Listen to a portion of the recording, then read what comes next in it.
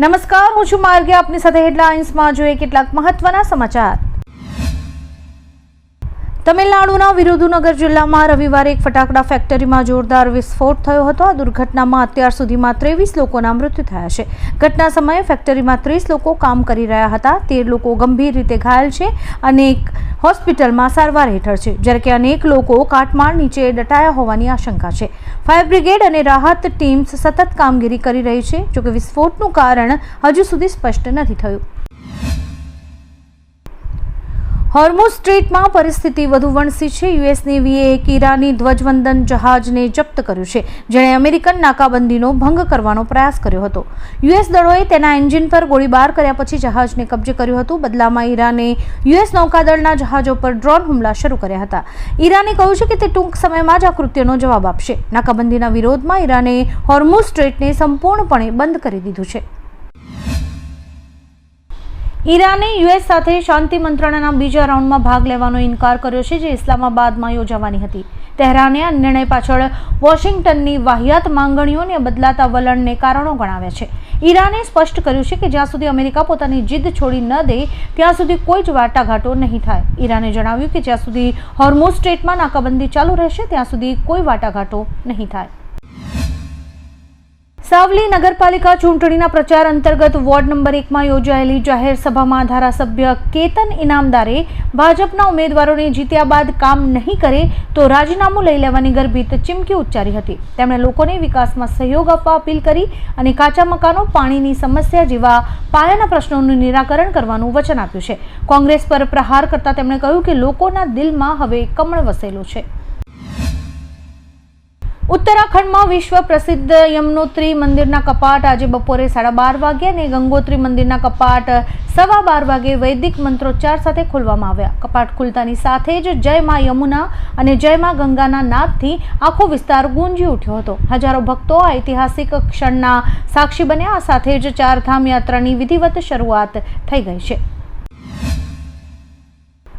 Pacific મહાસાગરમાં ટોંગા ટાપુઓ નજીક જોરદાર ભૂકંપના આંચકા અનુભવાયા હતા. રિક્ટર સ્કેલ પર ભૂકંપની તીવ્રતા 6.1 માપવામાં આવી હતી. અત્યાર સુધી ભૂકંપને કારણે કોઈ નુકસાન કે જાનહાનિના અહેવાલ નથી. નોંધનીય છે કે ગયા મહિને જ આ પ્રદેશમાં 7.6ની તીવ્રતાનો એક પ્રચંડ ભૂકંપ આવ્યો હતો. છોટા ઉદેપુર જિલ્લાના નસવાડી તાલુકાના ચામેઠા ગામે કમોસમી વરસાદ વચ્ચે વીજળી પડવાની દુર્ઘટના બની છે. ખેતરમાં મજૂરી કરી રહેલા એક યુવક પર આકાશી વીજળી પડતા તેનું ઘટના સ્થળે જ મોત નીપજ્યું છે. સવારથી વાદળછાયું વાતાવરણ અને વરસાદી ઝાપટા વચ્ચે અચાનક દુર્ઘટનાએ સમગ્ર વિસ્તારમાં શોકની લાગણી ફેલાવી દીધી છે. પરિવાર અને સ્થાનિકોમાં ભારે આક્રંદ છવાઈ ગયો છે. મણિપુરના કાકચિંગ માર્કેટમાં 2 બાળકોની હત્યાના વિરોધમાં વિરોધ પ્રદર્શન દરમિયાન તણાવ વધી ગયો હતો, જેના કારણે સુરક્ષા દળોએ ભીડને કાબૂમાં લેવા માટે ટીયર ગેસનો ઉપયોગ કરવો પડ્યો હતો. પ્રદર્શનકારીઓ ગુનેગારોની તાત્કાલિક ધરપકડ અને પીડિત પરિવારને ન્યાય આપવાની માંગણી કરી રહ્યા છે. આ વિરોધ 7મી એપ્રિલના રોજ ટ્રોંગલા ઓબીમાં થયેલા બોમ્બ હુમલા બાદ ફાટી નીકળ્યો હતો, જેમાં 2 નિર્દોષ બાળકોએ જીવ ગુમાવ્યા હતા. ઈરાની નૌસેનાના ગોળીબાર અને નાકાબંધી વચ્ચે પણ ભારતીય તેલ ટેન્કર દેશગરીમાં હોર્મુઝ સ્ટ્રેટમાંથી સુરક્ષિત રીતે પસાર થઈ ગયું છે. જહાજ પર 31 ભારતીય નાગરિકો સવાર છે. પેટ્રોલિયમ મંત્રાલયે જણાવ્યું કે 18 એપ્રિલે અત્યંત તંગ સ્થિતિ વચ્ચે પણ આ જહાજે માર્ગ કાપ્યો હતો. દેશગરીમાં 22મી એપ્રિલ સુધીમાં મુંબઈ પહોંચવાની સંભાવના છે અને ભારતની ઉર્જા સુરક્ષા માટે મહત્વની સફળતા મનાઈ રહી છે. નેશનલ હેરાલ્ડ મની લોન્ડરિંગ કેસમાં ઈડીની અરજી પર દિલ્હી હાઈકોર્ટ આજે સુનાવણી કરશે. ઈડીએ ટ્રાયલ કોર્ટના આદેશને પડકાર્યો છે, જેમાં તેની ચાર્જશીટ પર ધ્યાન આપવાનો ઇનકાર કરાયો હતો. ઉલ્લેખનીય છે કે હાઈકોર્ટે અગાઉ 22મી ડિસેમ્બરે કોંગ્રેસ નેતાઓ સોનિયા ગાંધી, રાહુલ ગાંધી અને અન્ય લોકોને નોટિસ ફટકારી હતી. ઈરાન અમેરિકા તણાવ અને હોર્મુઝ સ્ટ્રેટમાં વધતી અસ્થિરતાને કારણે આંતરરાષ્ટ્રીય બજારમાં તેલના ભાવમાં તીવ્ર વધારો થયો છે. બ્રેન્ટ ક્રૂડ 6%થી વધીને $96 પ્રતિ બેરલની નજીક પહોંચી ગયું છે. ભારતમાં પેટ્રોલની કિંમત ₹94.77, પાકિસ્તાનમાં ₹122.42, શ્રીલંકામાં ₹134.86 અને ચીનમાં ₹130.11 સુધી પહોંચી ગઈ છે. શેર બજાર ઉપર પણ દબાણ વધ્યું છે. નર્મદા મૈયાની પંચકોશી પરિક્રમાનું સમાપન થયા બાદ 21 કિલોમીટરના રૂટ પર આવેલા 6 ગામડાઓમાં ઠેર ઠેર કચરો અને પ્લાસ્ટિક ફેંકાયેલો જોવા મળી રહ્યો છે. નદી કિનારે અને ગામડાઓમાં શ્રદ્ધાળુઓએ કચરો ફેંકી દીધો છે, જેના કારણે સ્થાનિક લોકો ગંધ અને સ્વચ્છતાની હાલાકી ભોગવી રહ્યા છે. સ્થાનિકોએ વહેલી તકે વિશેષ સફાઈ અભિયાન ચલાવવાની માંગણી કરી છે.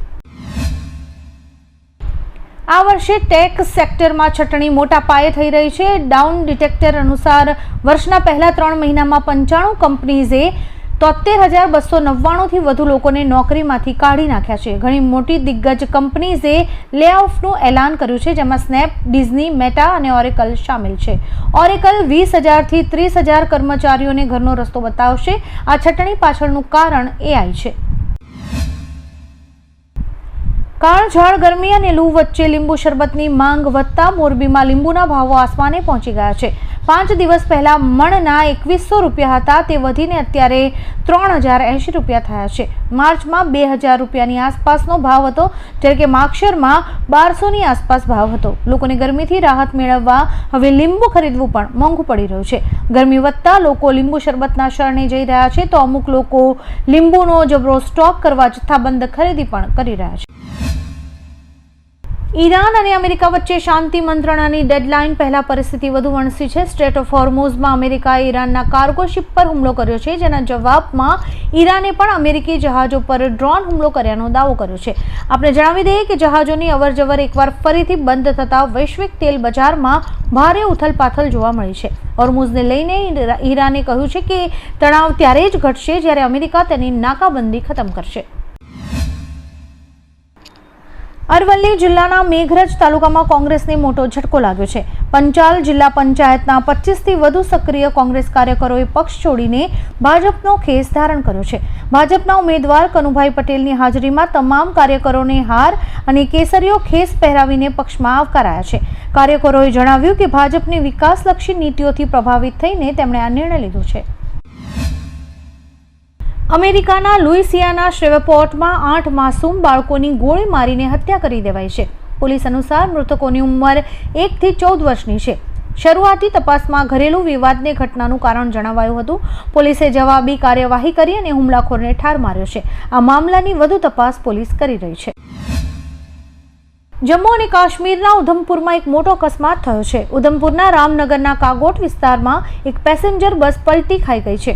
આ દુઃખદ અકસ્માતમાં 15 લોકોના મોત થયાના અહેવાલ છે. જોકે બચાવ કામગીરી ચાલી રહી છે, જેમાં પોલીસ, વહીવટી તંત્ર અને સ્થાનિક રહેવાસીઓ મદદ કરી રહ્યા છે.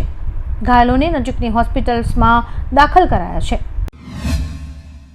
ધ્રાંગધ્રાના પુનિતનગરમાંથી એક કાળજુ કંપાવનારી ઘટના સામે આવી છે, જ્યાં પાડોશમાં રહેતી રેહાનાબેન માયક ભૂવી પોતાના સ્વાર્થ કે અંધશ્રદ્ધાને વશ થઈને બાળક પર તાંત્રિક વિધિ કરી અને તેની કરપીણ હત્યા કરી નાખી હતી.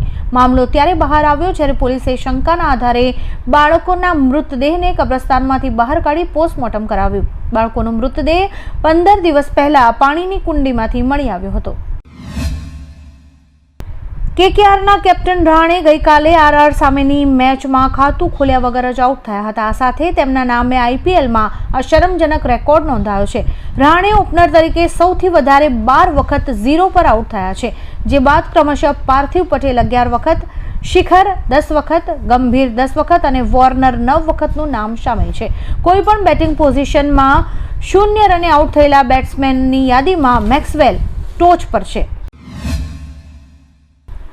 વડાપ્રધાન શ્રી મોદીએ પશ્ચિમ બંગાળના પુરુલિયામાં એક રેલી દરમિયાન ટીએમસી પર તીખા પ્રહારો કર્યા હતા. તેમણે મુખ્યમંત્રી મમતા બેનર્જી પર ગંભીર આરોપ લગાવતા કહ્યું કે ટીએમસી આદિવાસી વિરોધી છે. પીએમ મોદીએ ટીએમસી પર ઘૂસણખોરીને પ્રોત્સાહન આપવાનો પણ આરોપ લગાવ્યો હતો. વધુમાં તેમણે કહ્યું કે ઘૂસણખોરીના કારણથી બંગાળની ભાષા અને સંસ્કૃતિ બદલાઈ રહી છે.